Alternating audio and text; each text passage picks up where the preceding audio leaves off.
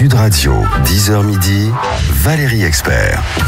Avec vous sur Sud Radio jusqu'à midi et nous avons l'immense plaisir de retrouver Gérard Collard. Bonjour Gérard. Vous êtes victime de l'effet Gérard Collard, hein, vous bafouillez. Voilà, j'ai bafouillé, c'était l'émotion, une semaine sans vous Gérard, ça me pèse. Respirez fort. Je respire, voilà. Bon, vous êtes débordé, merci de prendre quelques minutes de votre précieux temps pour racontez-nous racontez-nous comment ça s'est passé dans votre librairie. Vous avez donc ouvert lundi. Est-ce que vos clients étaient au rendez-vous? Est-ce qu'ils sont venus nombreux? Comment ça s'est passé? Ça a été la folie. Donc on a respecté tout ce qu'il fallait respecter, d'essayer de pas qu'ils se croisent, le gel, les masques, enfin tout. Mais alors ce qui était assez extraordinaire, c'est on vous entend plus. Elle était là, c'était. Allô, vous m'entendez? Oui, on vous entend mal. Oui, faut que vous changiez. Là, vous m'entendez mieux? Oui. Donc c'était la notion de manque des gens, c'est-à-dire qu'ils étaient vraiment heureux s'ils avaient pu nous embrasser, ils nous auraient embrassés. On sentait que il y avait une vraie joie à revenir. Oui, c'était vraiment un grand plaisir. Et puis ça marche très bien. Et puis ils ont redécouvert, comme je crois pour de nombreux libraires, les sites de vente par correspondance. Donc c'est super sympa parce que ça va nous aider pour l'avenir. On est bousculé par le nombre de commandes, on fait ce qu'on peut, ça marche relativement bien, les éditeurs font quand même des efforts, donc ça s'améliore quand même nettement plus. Mais ce que je voudrais dire, c'est comme c'est comme pour les aides-soignants, vous savez, on fait des applaudissements, on leur dit qu'ils sont formidables, mais il faut pas que ça s'arrête maintenant. C'est comme pour les aides-soignants, il faut que ça continue. Donc voilà. Donc non, mais c'est une période. Et alors qu'est-ce qu'ils ont acheté? De quoi ils avaient envie? Il y a une tendance ou pas? Non, en fait, ils sont tenus à nos prescriptions. À nos conseils, oui.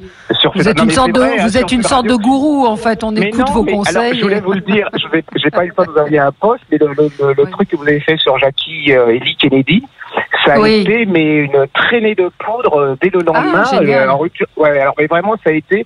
Et là, ils ont redécouvert la radio, ils ont redécouvert les conseils télé, ils ont découvert les pages Facebook. Et en fait, ce qu'on a vendu, c'est ce qu'on désirait, c'est ce qu'on a aimé, quoi. Donc ça, c'est génial. Je crois qu'il y a une nouvelle rencontre. Ils ont pris le temps d'écouter. Ils ont pris vraiment là, on a un grand changement. Et c'est génial pour les libraires, je pense. Pourvu que ça dure. Alors, quelques petits conseils pour cette semaine, puisque les librairies ont réouvert. Puis c'est surtout qu'on va pouvoir les livres que je vous conseille là, vous allez pouvoir les acheter, vous allez pouvoir c'est ça qui était un peu stressant avant. Là, j'ai redécouvert un livre d'une dame qui s'appelle Sue Hubbard. Alors Sue c'est comme S-U-E et puis Hubbard c'est H-U-2-B-A. Oh là là, H-U-2-B-A-R-D. Ça s'appelle Le Chant de la Petite Mercure de France. C'est un magnifique bouquin. Alors vous allez prendre un grand bol d'air. Ça se passe, c'est l'histoire d'une jeune femme, d'une jeune londonienne, alors très sophistiquée, très intellectuelle, un peu bobo, qui est mariée à un intellectuel qui la trompe légèrement. Mais bon, leur mariage, il va pas très très très bien. Et puis tout d'un coup, il meurt. Lui, il est irlandais. Il a une maison en Irlande et elle décide d'aller visiter cette maison et de la vider, puisqu'il est mort. Et là, c'est le choc de deux visions de la vie. C'est-à-dire qu'il y a cette londonienne très, avec ses hauts points, ses hauts talons, très sympa, très très sympa, un peu bobo. Et puis elle va se retrouver confrontée à des gens là-bas. Alors il y a le vent, les odeurs, les vagues, la pluie, le soleil, les éclaircies. Puis les gens qui habitent là, elle va redécouvrir un peu l'amour avec un jeune Irlandais. Ça ne va pas durer très longtemps, mais elle va redécouvrir ce que c'est que le vrai amour, l'amour physique.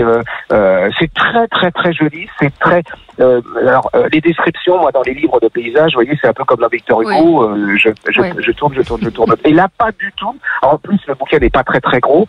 Et ça donne envie d'y aller. Vous prenez un bol d'air, c'est génial, c'est magnifiquement écrit. Il y a de la poésie, il y a de la lumière, c'est lumineux, ça fait ça fait vraiment du bien. Et c'est la découverte d'une femme que je connaissais pas du tout. Donc allez-y, vous allez passer. Mais à un moment, moi, ça a été vraiment une éclaircie. C'est une petite parenthèse dans les livres assez durs parce que les livres sont assez durs en ce moment. Et donc allez-y, c'est vraiment de découvrir. Franchement, c'est un de mes coups de cœur. Ah tiens, j'ai oublié de faire un coup de gueule. Je vous l'ai envoyé. C'est tous les livres qui vont sortir sur le Covid.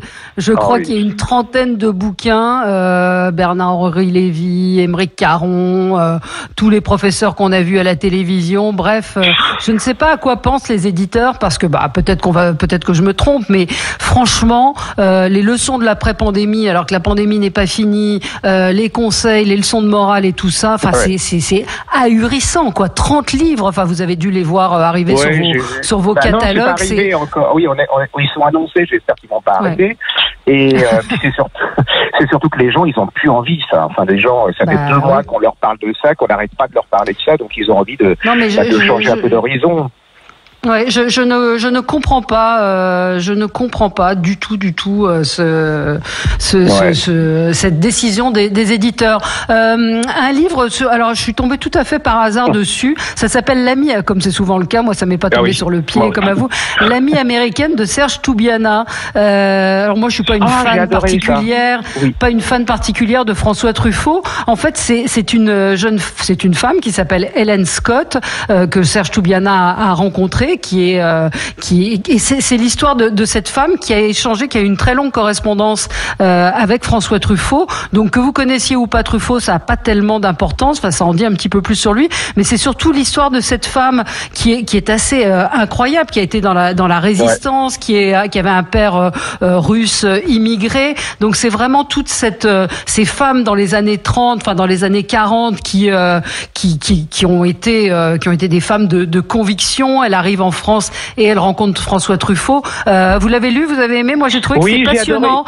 Parce que c'est les rencontres Truffaut-Hitchcock, elle raconte, puis c'est un Truffaut un peu différent qu'on découvre dans ce livre. Et puis je trouve j'aime bien ces livres qui montrent ces femmes qui ont ouvert la voie aux femmes d'aujourd'hui, quoi. Je veux dire, elles ont vraiment. Moi j'adore ça. Et puis on redécouvre toutes ces femmes qu'on a un peu oubliées. C'était que de la littérature. Tous les hommes avaient fait l'histoire des années 30, des années 20. Puis là on se rend compte que ces hommes, derrière ces hommes, il y avait beaucoup de femmes et que ces femmes, elles ont été hyper importantes, sinon capitales pour ce que ces hommes sont devenus. Puis ces femmes sont des personnages à part entière. Ah oui, elle a une histoire incroyable. Et puis effectivement, elle a cette amitié. Alors elle appelle Truffaut ma truffe. Il l'appelle ma chère Scotty. Et effectivement, elle est morte à Paris. Elle est au cimetière Montmartre, pas très loin de François Truffaut. Mais c'est avant tout l'histoire d'une femme. Vous rentrez effectivement dans le cinéma, mais j'ai trouvé ce livre absolument passionnant. Cette femme tout à fait étonnante. Et Serge Toubiana a eu tout à fait raison de raconter sa vie. Il s'est dit cette femme qui a toujours été dans l'ombre, elle a eu une trajectoire, une destinée remarquable. Donc ça s'appelle L'Amie américaine, c'est paru chez Stock et l'auteur s'appelle Serge Toubiana. Gérard. Alors je sais pas si vous êtes encore vivant, parce que si vous avez des ados qui sont à la maison depuis 2 mois, donc soit ils vous ont attaché, soit ils vous ont maltraité, soit ils en peuvent plus et tout.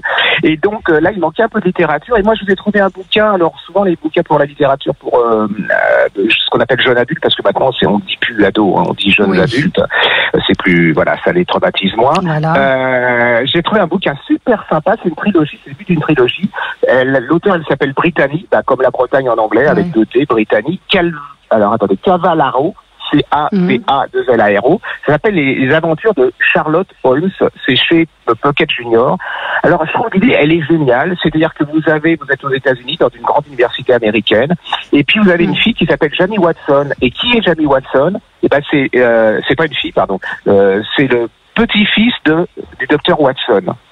Et qu'est-ce qu'il a rencontré dans cette université? C'est Sherlock Holmes. Et alors c'est l'arrière-petit-fils de Sherlock Holmes. Vous voyez la rencontre. Et alors j'aime bien parce que dans le résumé derrière ils disent que c'est une jeune fille de caractère. En fait c'est une chieuse. C'est une manière de dire que c'est une emmerdeuse. Oui, mais alors qu'il y a du caractère, alors c'est ça, on va me dire que je suis sexiste, donc non, elle a du caractère, parce que, mais enfin, c'est une chose, c'est comme il y a des chieurs. Et alors, il va se passer un truc, c'est un abominable meurtre dans cette université, et ils vont être accusés. Donc, ça va être, ils vont se lier. Alors lui, il est amoureux, secrètement, le petit-fils de Holmes, du docteur Watson, et vous allez voir, vous êtes dedans, moi je l'ai lu, j'ai trouvé ça génial, et je me suis farci tous les 3. Donc c'est à partir de... Ah ouais, comment ça s'appelle? Redites le nom. Ça s'appelle Les Aventures de Sherlock Holmes. Les aventures de Sherlock Holmes, c'est à partir de quel âge? 15 ans? Oh non. Avant 13 ans, ouais. 13 ans, ah bon, c'est un jeune adulte, c'est 12 ans maintenant. Bon, bah très bien. Ouais, bah oui, attendez, ils sont consommateurs et tout, on est un jeune adulte. Les aventures de Sherlock Holmes, donc ça se trouve en collection Pocket Junior, donc si vos enfants commencent à lire, et elle s'appelle l'auteur britannique Cavaliaro. Merci beaucoup Gérard, allez retourner dans votre vitrine. À bientôt, merci à vous. Sud Radio, 10h midi, Valérie Expert.